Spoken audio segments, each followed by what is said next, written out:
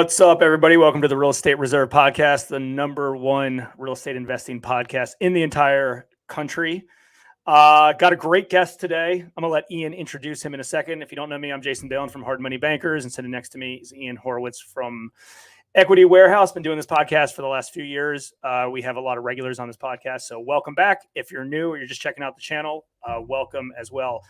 We like to bring in guests from all over the country that are real operators, not necessarily gurus, but operators that are out there in the field doing real deals in real time that we can all learn from collectively. So, Ian, tell us a little bit about Tyler that we're about to bring on here in a sec. Real quick, hopefully my internet stays together. I have no clue what's going on at my house, but it keeps dropping out. So if I hop out, Jason will run the show. But before that happens, as Jason said, we try to find the best guests, the real operators, not gurus, none of the BS, guys that are actually doing deals. I was at an event a few months back, and the guy running and said, "Yo, you'll really like this dude. He's going to come in. This guy Tyler, he's going to talk about syndications. He's like your long lost brother." And I was like, "Yeah, dude." And he's like, No, dude, I'm telling you, like, you're really going to like him. And I was like, okay, whatever. He walks in, he's got a beautiful beard. I'm already just like, oh, this is it. And he came in and he talked and we had a great conversation. So I want to bring in Tyler Cauble from Nashville, Tennessee, with a beautiful beard and a nice backwards hat. What's up, brother? Yeah, Ian, Jason, thanks for having me on, guys. I love that intro, seeing baby-faced Ian before the beard. That's hilarious. Yeah, maybe we need to switch it up again. Yeah, we're gonna have to update it. Those are my fire department days when I had to stay cleanly shaven. It was the worst. Yo, I'm telling you, the worst thing in the world. It's like, maybe you trim it up or shave. I'm like, nah, 15 years of having to shave. There's no effing way I'm ever touching a razor again. So that's it. Absolutely not. I started off. I had to shave every day in high school and couldn't stand it. Kept the stubble for a while when I was in college, and then one year for Halloween, I was going to be a lumberjack. I was like, what's the laziest costume I can do? I've got a flannel. Let's just see if I can grow a beard for 30 days. And it came in well. I was like, damn, I'm keeping this thing. Had it for there you go. It's the way to go. Yeah, thank God it's in trend, because I don't know what I would do with it. But anyway, Tyler, you want to introduce yourself, let everyone know where you're from and what you do, and then we'll jump right into it. Yeah, absolutely. So I am from beautiful Nashville, Tennessee. Got started back in 2013 as the in-house leasing agent for a boutique development firm. Sat in on all of the development meetings every week. So I learned how to put together my first development when going through all of that. So when I was 25, I did 42 townhomes, found the land, put the deal together, and walked it through with that company as a partner, which was pretty great because I learned, it's one thing to sit in on the meetings. It's a whole different thing to actually walk through it all and learn and have the fallback of that company that knows what they're doing, because development's not easy. Left after 4.5 years there, started my own firm, started with the brokerage. So I've got a brokerage called the Cauble Group, which does commercial leasing and sales. About 6 months later, we started a commercial property management company, which now has over 2.1 million square feet in commercial, mostly retail and office space, some industrial under management. And I've got my development company, which I started a couple of years ago. We've been syndicating for probably 3 or 4 years now, but I officially started it, the company 2 years ago. And we focus on cool, unique neighborhood projects. So you'll never see me doing just a run-of-the-mill 3-tenant strip center. Everything we do is hyper unique. It's got to have some sort of story that we can tell, so that we don't compete with every other commercial building on the market. So, for example, the last project we did that we recently delivered, I guess it was almost a year. 4 months ago, 5 months ago. Gosh, it feels like it's been a year. Was a 6-bay car wash that we converted into 5 micro restaurants and a bar. They're all 400 square feet. They share 80 seats outside. Those restaurants are absolutely crushing it. All the way up to, we recently bought a 1.5 million square foot wool mill out in Chattanooga that we're doing an adaptive reuse project on. It was one of the largest, if not the largest, wool mill in the world at the time. And it's just beautiful. You can't build back that character. So we're going to build a little town center that you never have to leave if you don't want to, on 32 acres. Dude, that's awesome. Super unique. So is your play, I want to talk about in a second, your first deal, because like asking a lot of real estate investors and developers all about their first deal they ever did. But the majority of the stuff you do, are these long-term hold projects that you're leasing out, or are you flipping these things after you develop them? Yeah, I mean, that's our aim, is to hold them for the long term. The way that I pitch it to our investors is you're welcome to stay in for the long term. Our goal is to stay in here forever, because I invest mostly within the neighborhood that I live in. So it's very easy for us to continue managing, leasing, doing whatever we want, and continue supporting that neighborhood. But we do underwrite all of our deals as a potential sale in years 5, 7, or 10. Just depending on how that looks. So if they want to get bought out, we'll just appraise it and buy them out for whatever we think it would sell for, and give them that velocity capital. So totally just depends. But are you using, development money, bank capital kind of on the front end, and then is that perming out into something, or are you doing refinances in between? Yeah, so we'll typically do construction and perm, because most of our projects are very heavy value add, or new construction development. So we'll do construction and perm, and then we'll go to a refi probably in years 1 or 2 after completion, once we've stabilized. That way we just have the opportunity to give all of our investors their cash back, because exactly, we raise it with a 6 to 8% preferred return. And so the sooner I can get everybody's money back, the sooner we can get rid of that. And then, who's not happy about that? Typically our investors will just turn around and reinvest that into the next project and continue snowballing it. So it's, everybody says infinite returns. Technically that's not true, but it kind of is true, because your money's back and you get the cash flow. So yeah, no, that's a great model. And I know Ian does his very similar to that. Let's talk about your first deal. That's always a good learning experience, I think, for a lot of folks. So your first deal that you ever did on your own, was that 42 townhouse development, or? It was. Yep. Yeah, okay. Well, so technically I did it with the company, but I was an actual partner in the deal. Gotcha. Because I went out, found the deal, put it under contract, ran it through engineering, did all the architectural work, came up with the site plan and did all of the planning for it, did all the marketing.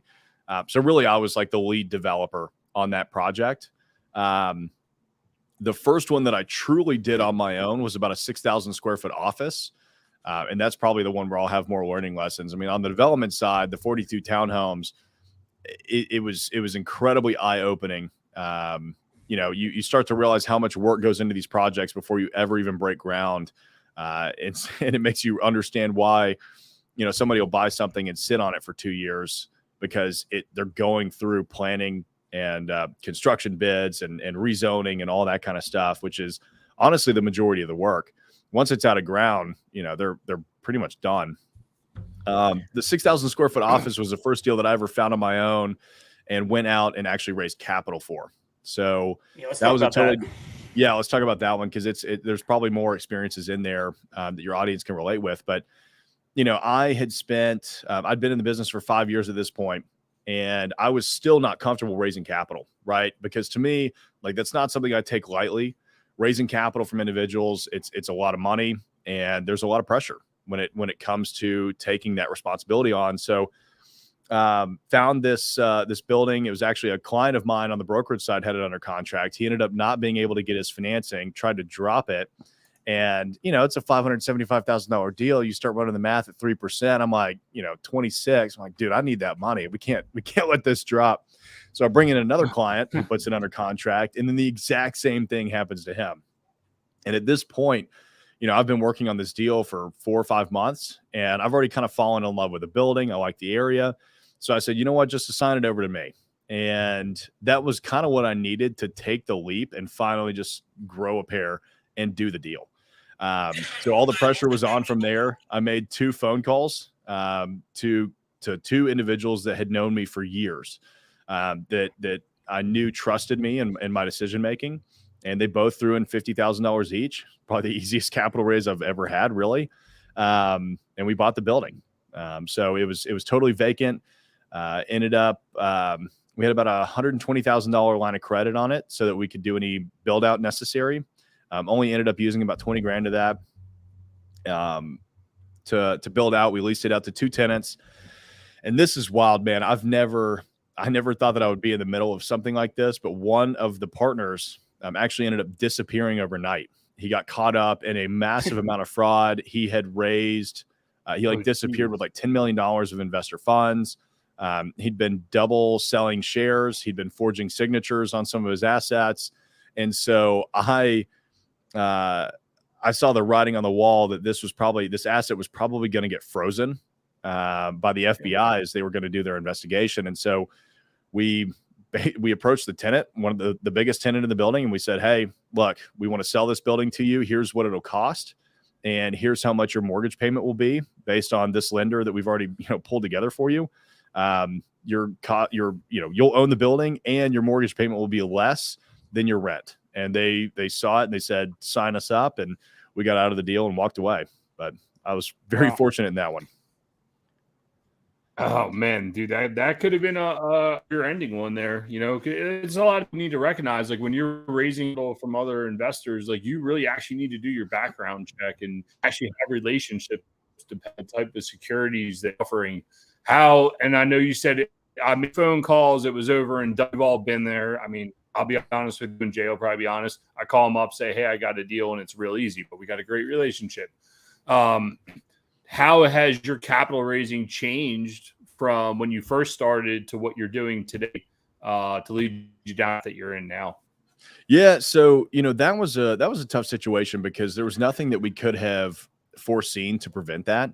At the time, he was one of the biggest up and coming developers in Nashville. I mean, he was partnered with some of the biggest development companies doing some deals. And so, I kind of leaned into the social aspect of his credibility.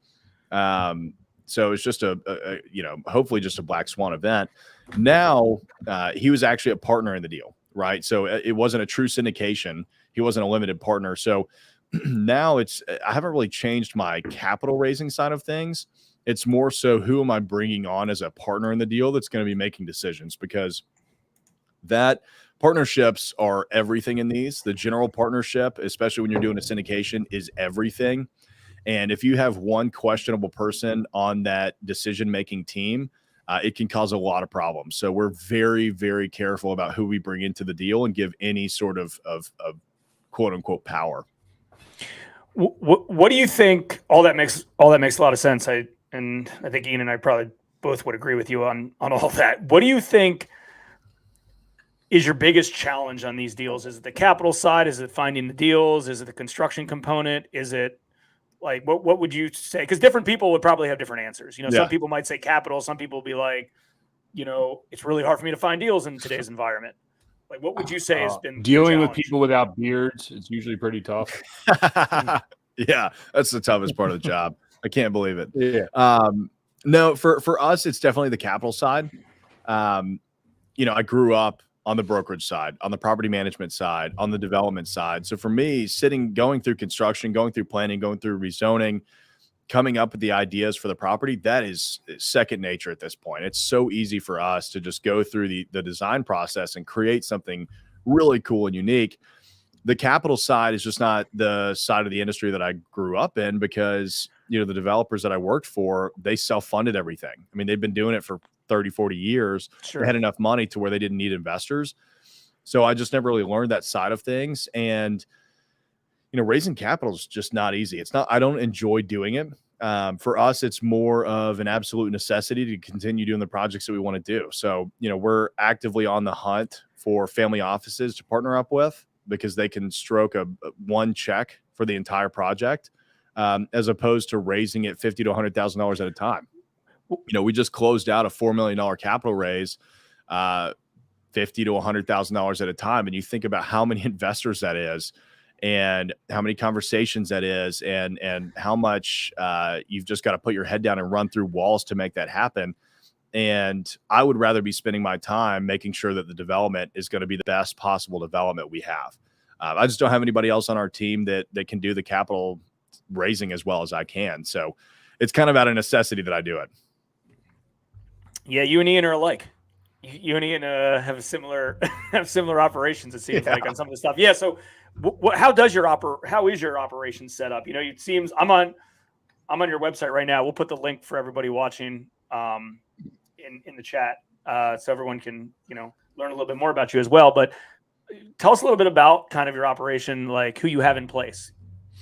Yeah, so I've got 3 different companies, as I said earlier. So I've got the brokerage team that's out there actively finding us deals off market. Like we're about to go under contract on a $9 million hotel off market here in Nashville that we're going to renovate and bring back as a pretty badass, like Las Vegas style pool party hotel. Because Nashville has similar tourism as Vegas, and we just don't have those hotels to accommodate that kind of tourist. So they go find the deals off market, and then they'll lease them up, and then we'll sell them if that time ever comes. The property management company, we manage that side of things.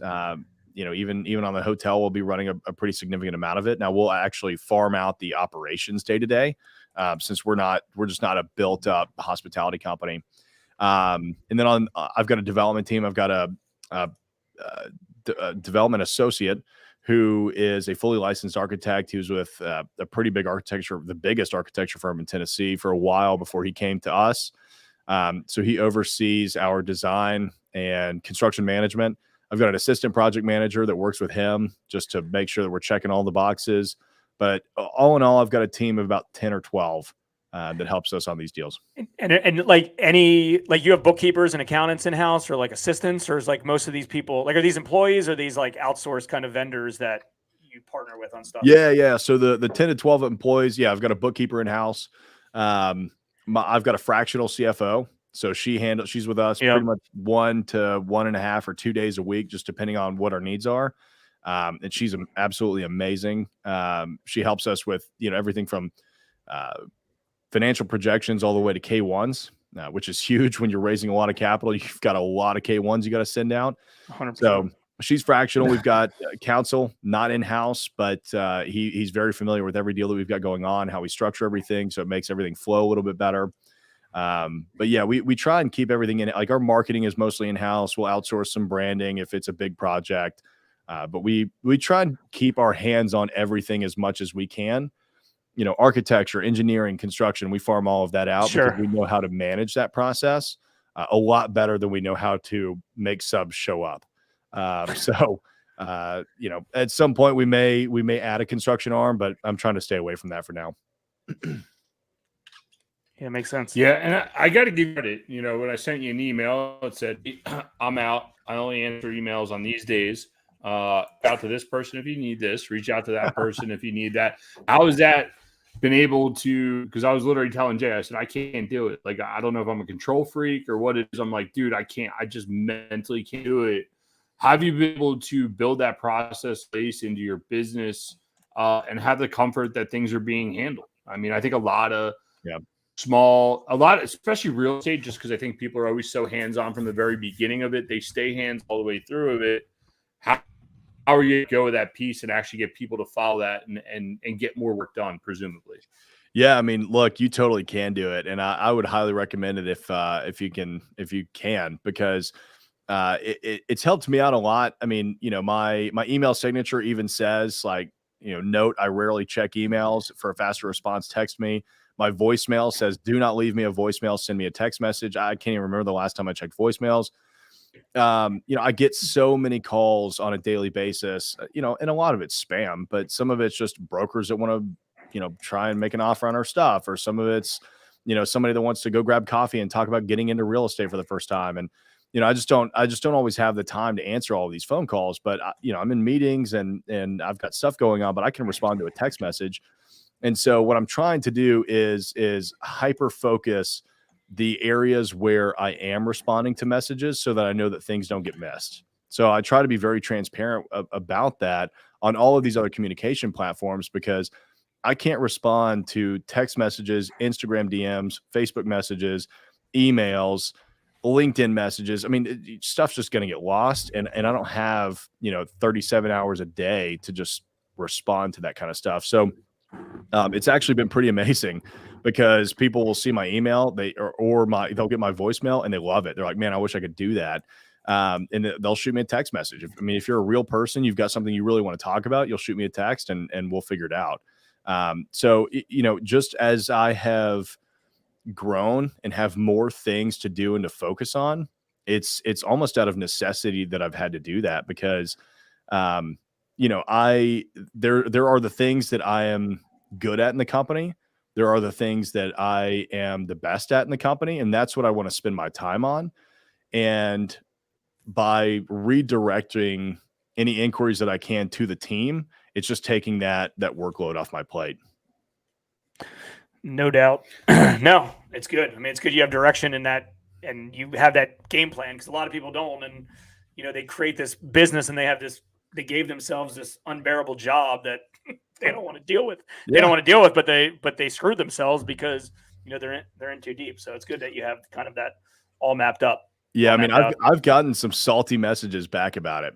Like you'd be amazed at how upset people will get when they get an email bounce back. Yeah, I'm like, dude, who cares? It's email. Why don't you just write me a letter? Like you're going to get a response in the same amount of time. Yeah. Email is not an urgent. It's not an urgent message. Like if you've got something that we need to talk about, call me or text me. Dude, it's funny because I am constantly communicating. Like I talk about this all the time on podcasts, and I have different offices. So from some are different partners, like understanding the different types of communication tools and utilizing them properly. I have one partner who uses email like chat, and it drives me freaking crazy. Like you can't respond with like, hey, what's up with this? And then it's like this, and then it just goes back and forth. Like if you're going to use email, you got to use it, like you said, kind of like a letter.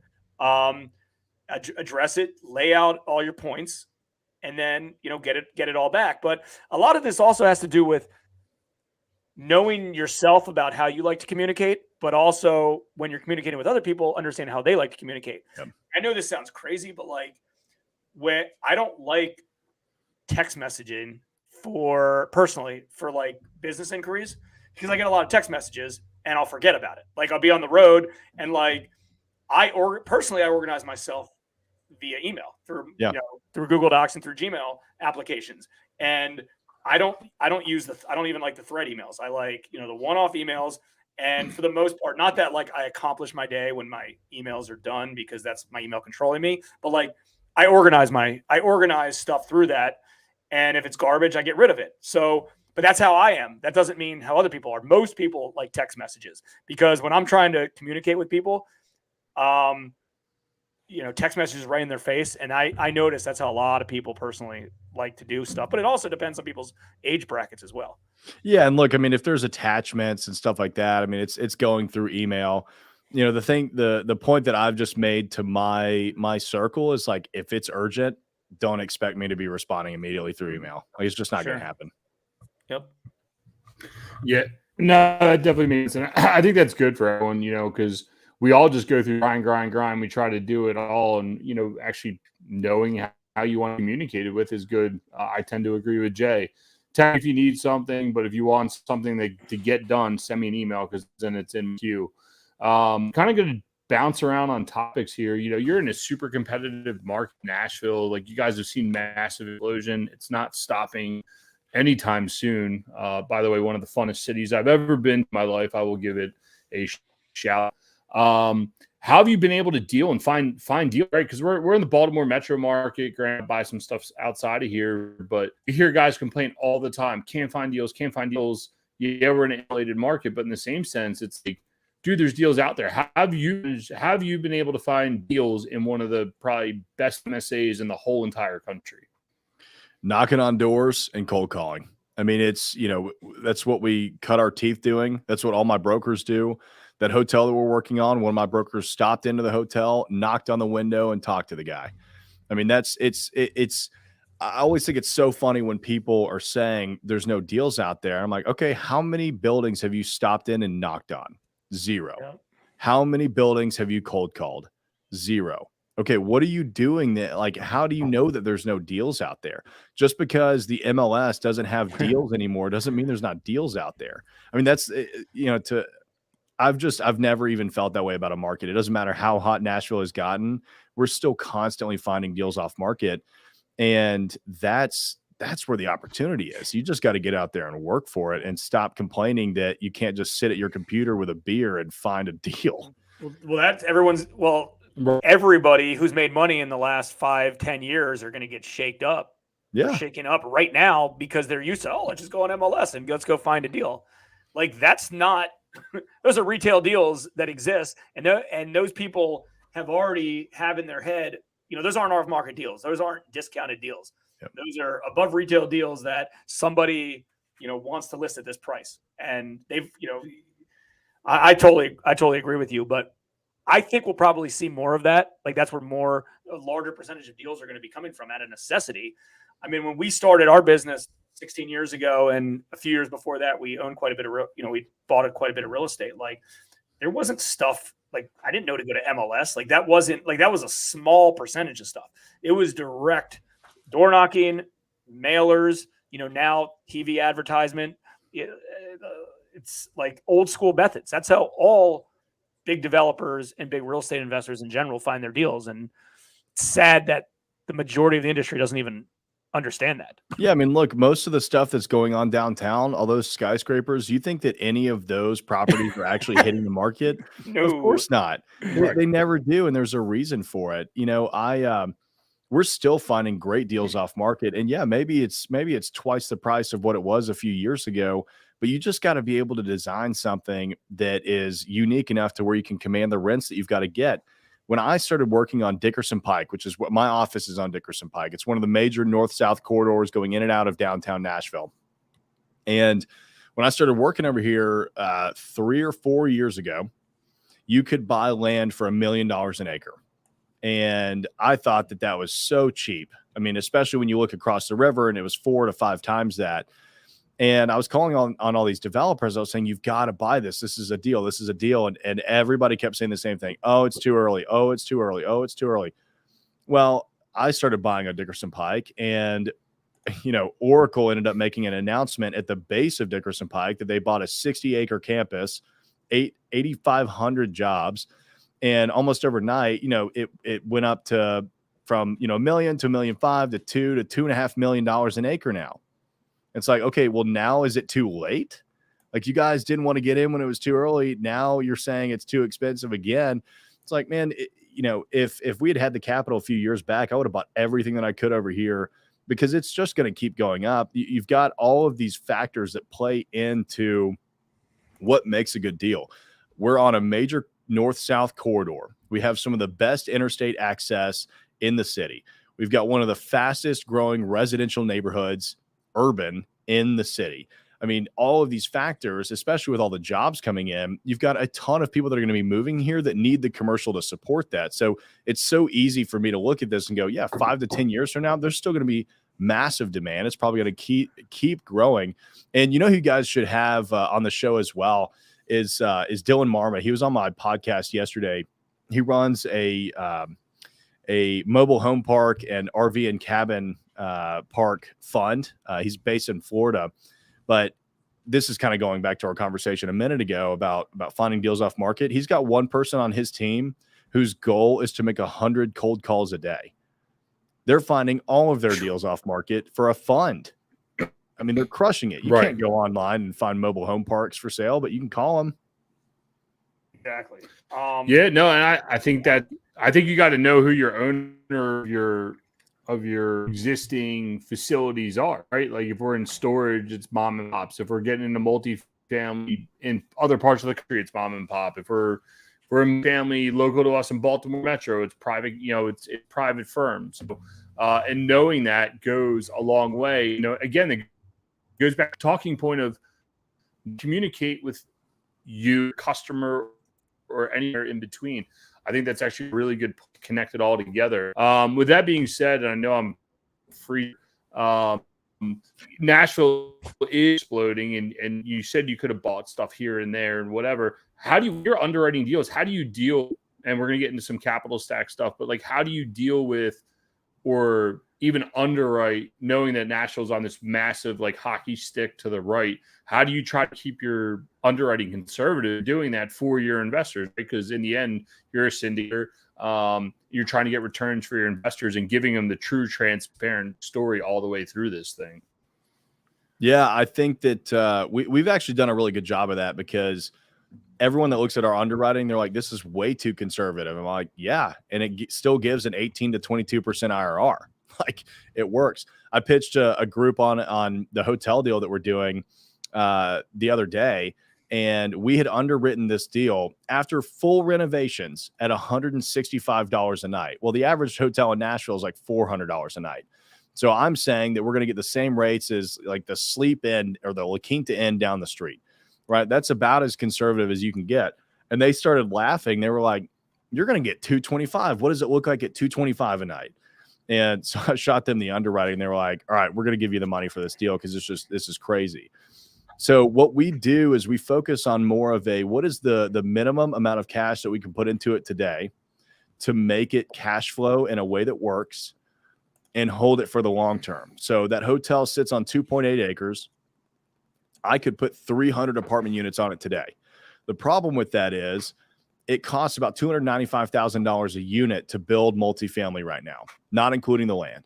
So if we were going to build 300 units, we're looking with the dirt about $97 or $98 million in cost. Now, today it would comp out at about $120 million at sale. So there's a massive spread there, but I don't have the cash to do that.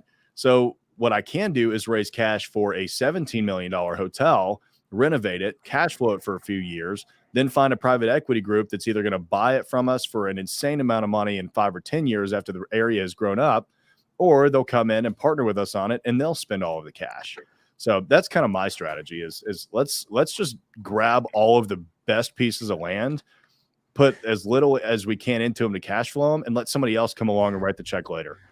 Yeah, of course. Ian's mentioned that to me on some of the projects that he has that we're invested in, and that was kind of his similar setup. And it's interesting because there's a lot of people that are like, oh, I'm not investing, the stuff's overpriced or the numbers don't work. I should have bought 5 years ago. Well, maybe you should have, and they were half price then what they were today 5 years ago. But that doesn't necessarily mean that they're bad today. The beauty of commercial assets compared to, and not that this doesn't exist in residential, but commercial, you have a lot more flexibility, right? Because you could have, kept in a car wash or a hotel or a brewery or whatever it is. And depending on how you have that set up, you care about cash flow. That's the important part. So you can structure it the way that you see fit. And on a lot of these transactions, like you just said, well, this is what works best for our current situation now. But down the road, maybe we just rip this whole damn thing apart. Yeah. And we build up, or we do something else. And that's the beauty of it. And as long as the numbers work, I know there's a stigma of like, I'm not paying for that. I remember back in the day when these things were, this plot of land was $1 million. I'm not going to pay $2 million. Well, maybe not, right? But if you have an action plan that, will figure out a way to repay your capital investors and, get this project whole at whatever, 10 years from now, why not do it? Right. Don't have to be stubborn about it. Yeah. One of my biggest pet peeves is when real estate investors look at what the seller paid for it, and then they go, oh, well, I'm not going to pay what they're asking today because they paid nothing for it. We just paid $5.6 million for a wool mill in Chattanooga that they bought for $175,000 like 5 years ago. I do not care. Like, good for them. They crushed it. They also invested a lot of money building out spaces, putting new tenants in, increasing the cash flow. The property appraised for $8.5 million. We got a steal on it. Like, I am totally fine that they made off like bandits, because we're also going to make off like bandits. But I had a couple of investors when we were looking at it go, well, these guys only paid $170,000. I had a bank look at that too. They're like, well, these guys only paid $175,000 for it. Why do you think it's worth $5.6 million? I'm like, that's $3 a square foot. Do you know how much concrete and steel costs right now? Like 10 times that. Like, we've got 10 times that value in concrete and steel on this property that, we don't have to worry about. So it's, to me, like, today's prices, whatever. I don't care what somebody used to pay for it. If the deal works, I can make it cash flow and I can hold on to it for a while. It works. Go ahead, Ian. You want to creating a win-win situation. What was that? Saying creating a win-win situation is a no-brainer. You should be happy that they won that. Sure, sometimes every once in a while it's like, damn it, could I paid $1 less? But then in the end, it's how you going to sweat over that shit. You got to, you're creating a return for your investors. You're doing what you want to do, passionate about it. Now you brought up the bank, and I know we're kind of bouncing over, and I think Jay was going to ask this, but like how are you on that? Let's talk about Chattanooga. You give some background on that and kind of walk through how you set that up, and we'll go over like the capital stack and just, guys, you need to see this deal. He kind of glazed over his car wash. I think that's one of those projects I've ever seen in life. I got 2 storage facilities, 2 shitty crushes on it, so maybe we need to talk afterwards. But let's do it. This Chattanooga project, Jay, this Chattanooga project reminds me like our project that we're doing. So I'd be interested to hear how you laid it out from like getting the deal to underwriting to stacking the capital. Yeah, that was a very unique deal. So it's in an opportunity zone. And I mean, with the price that we paid for it, it's a lot of money, but it's 1.5 million square feet. It's like literally $3 a foot or something like that on 32 acres, 10 minutes south of downtown Chattanooga on a major corridor. So, the thing that I do when I look at these smaller markets, the reason that we got into Chattanooga, we can get out there and we can actually get market share very quickly. And we don't have to spend an absurd amount of money to do that. I mean, if you think about buying 32, so I did buy 32 acres about 10 minutes, 12 minutes outside of downtown Nashville that had 330,000 square feet on it back in April of 21. It was income producing. We paid $18 million for that. So, and honestly, I think that we underpaid because we're under contract on a piece of it that's going to value, like when that piece closes, it'll value it at over 50. But you couldn't buy that in Nashville. Like you could not buy that, right. It'd be $50-60 million, to get a project like this. So, to me, I wanted to put something really unique together. It's my opportunity as a developer to do a dream project, which is literally create a self-contained walkable city that is truly mixed use. So we've got everything from apartment lofts to a brewery, to restaurants, to retail, to co-working and office space.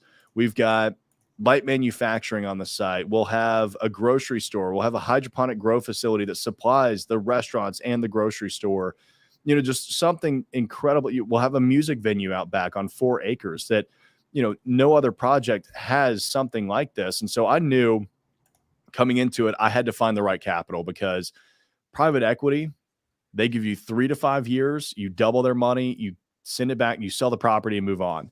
I didn't want to do that. We wanted to spend the next 20 years turning this into the, what we view as the perfect, little city. And so I ended up calling a couple of friends and we all just threw the money in together. So I've got 2 partners on the deal and it's just the 3 of us. It's not even a true syndication. We're finalizing our construction loan, hopefully tomorrow. And we'll be starting phase 1, which we've talked to you a little bit about, Ian, which is the self-storage and RV storage, boat storage on the site. But that was kind of how we structured it. I mean, it took me a while. It's a big site. It's an old wool factory. There were some environmental issues that we had to work through.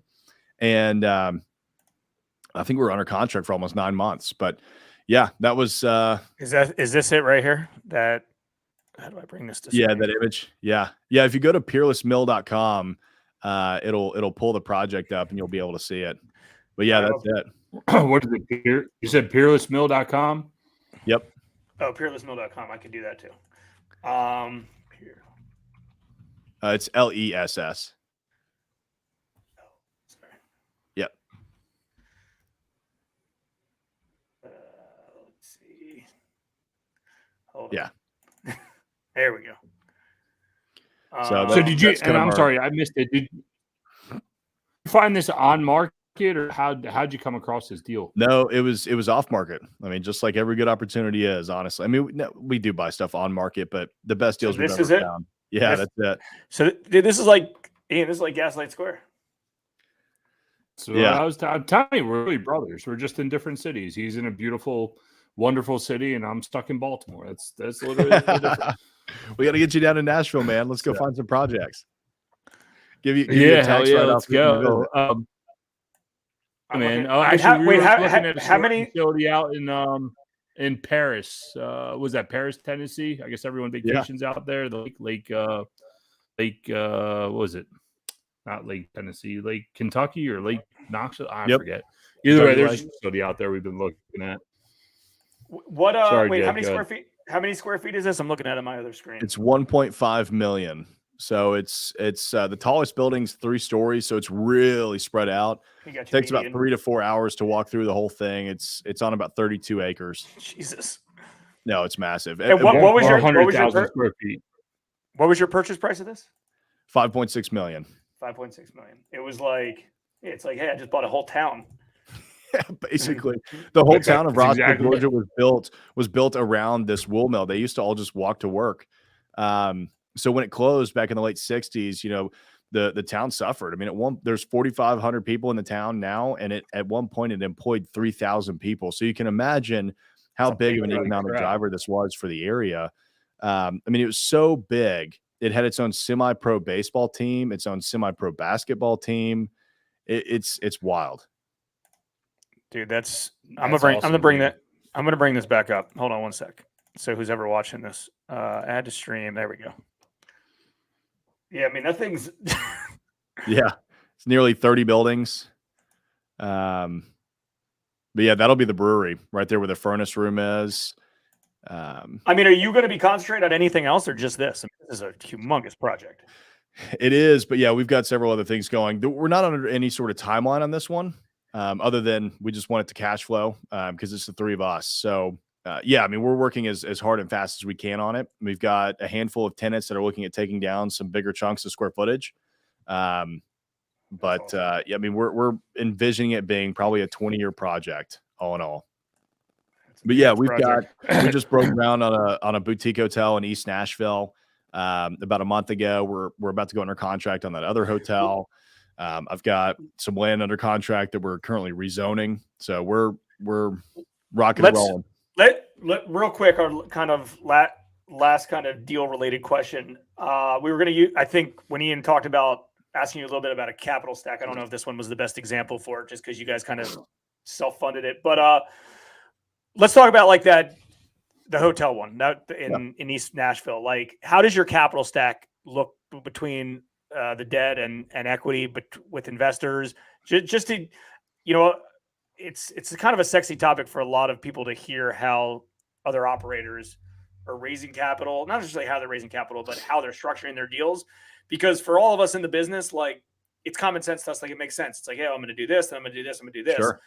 But it does kind of differ. So how big, what was your purchase price? What was your, CapEx expenses and things like that? And then how was it structured on a capital stack so side? we paid $3 million for it back in August. I raised $2 million in the beginning. So $1 million went towards the purchase price. We ended up taking out a hard money loan to just close on the dirt for $2 million. Sat on it for trying to get our permanent financing for quite some time. As you can imagine, financing a hotel post pandemic it's not easy. It took us almost 9 months. And what it finally came down to was we needed to pay off the dirt and own it free and clear before a bank would just lend us the construction on it. So I ended up raising a total of about $4 million in equity through a 506B syndication. And we got a construction loan for about $5 million. So our construction costs are going to be around renovation around $2 million, maybe a little bit more than that. We're looking at adding a pool. Our FF&E is probably $1.5 million. Then we've got interest carry and everything else in there. So, but yeah, all in all, total about $9 million project. And this was like 6 to 8 per pref to your investors, and then this one was this one was a equity, 6% pref, with 60% of the equity going to the LP. 60% of the equity, and then your goal on that was they're taking massive risk. Oh yeah. There's a lot of risk to those limited partners in that particular case because that's right. Construction, or big construction project, and then the plan is, and I guess this is still ongoing, the plan is to do some sort of equity event, I guess a refi, to try to get those investors paid off as soon as possible. Right. Yeah. So based on comps in the area, there was another 90-something key boutique hotel in East Nashville that sold for totally unoccupied. It had been hit by the tornado. So it wasn't even in use. It had some repairs, but there was a lot of repairs that needed to be done to bring it back. Sold for about $300,000 a door. So I think our as is completed value is probably $250,000 a door, just considering the location. So day one, once we deliver it, before we do anything, the property should be worth, 11 to 12.5 million. So we'll have a pretty good spread there. And then we'll cash flow it. We'll operate it for 12 to 24 months. And then our plan is to refi and return the investor capital. Nice. Yep. No, I mean, it's the way to do it. How can you get the capital back to your investors and their deals? It's really smart. And I think a lot of people, we have walks of life, or all real estate investors, shall I say, that watch our show from commercial to single family to just getting started. And it's like, commercial so much harder. It's the same. I was just talking to someone. It's the same as an owner finance deal or borrowing money from your family to do a deal. It's just a little more. It's a little more formal as you move forward process and as you learn it. And there's great content out there. Tyler does a great job. Other people on YouTube do a great job of presenting how to do these things. And again, it goes back to what Tyler said, putting in the hard work and getting it done. And most people don't want to do the hard work. Tyler, we appreciate your time. But before we let you go, we ask every guest this question. And it's not what the meaning of life is. It is, what is the one podcast or book that you're reading right now, or that you think everyone should read or listen to, that can come out? Yeah, absolutely. So besides my podcast, The Commercial Real Estate Investor, of course, I would recommend the podcast that I listen to all the time has nothing to even do with commercial real estate or real estate in general. It's How I Built This with Guy Raz. I think it's just one of the best produced podcasts in the world. And one thing that I really love is how these entrepreneurs share their stories, because at the end of the day, we're all going through something very similar. We just happen to be in different industries. And so to hear how Instagram struggled in its early days, or to hear how, some of these other, now massive companies almost never made it. And, like when I was going through the lending portion of the hotel, there was a podcast that came on that, I forgot who the entrepreneur was, but she was like, I went to 50 different banks before somebody finally said yes. And at that point I was at like 40. Right. So I was like, all right, we just got to keep going. You got to keep going. So it gives 10 more. Really good. Do what? 10 more. 10 more. You got it. Yeah. 10 more and you got it. I was like, all right, let's keep going. So it's such a phenomenal podcast. Yeah, Southwest episode is my absolute favorite one. When he talks about the way we got customers was giving everyone wild turkey, and we only did Texas, and the dude scaled a massive company, which is absolutely insane. It's a great podcast. Yeah, no, absolutely. Why don't you tell everybody how they can get a hold of you, Tyler? Absolutely. So you guys are welcome to find me on YouTube. We're producing a whole lot of content on commercial real estate there. It's just my name, Tyler Cauble. If you want to actually connect with me, Instagram is the best way to do it, at Commercial in Nashville with underscores in between it, or you could probably just search Tyler Cauble and Commercial in Nashville will pop up. I try to respond to every DM. So if you got questions on commercial real estate or whatever, feel free to reach out. Yeah, absolutely. Really, really appreciate you coming on. It was good. It was good content. A lot of the stuff that a lot of the guests that Ian and I have are on the residential side or multifamily side. So it was kind of good to hear about your upcoming projects, some hospitality stuff, breweries, all kind of unique deals. So certainly appreciate it. And, we'll definitely have you back maybe in like the next year. Circle back with what you're doing then. Hopefully Ian's internet will be better by then. you definitely need to call whatever you got, Fios or Xfinity. I'm barred to the third floor schoolroom, the furthest point away from the goddamn internet router, because I got a bunch of dudes working here today. The stars did not align, but you know what, Jay, we're going to have Tyler back on, but the one rule is you got to grow a beard by then. So you got to grow the beard, have dude. A better episode. I had a 5 o'clock. The internet wasn't coming through. Missed your antenna a few hours ago. I just shaved a few hours ago, man. It was 2 days deep. All right, well, we certainly appreciate it, and we'll touch base soon. Yeah, Jason, Ian. Thanks for tuning in to the Real Estate Reserve podcast. Do us a favor and like, comment, and share our broadcast. It helps the algorithm and helps us spread the word too. Till next time, thank you for tuning in.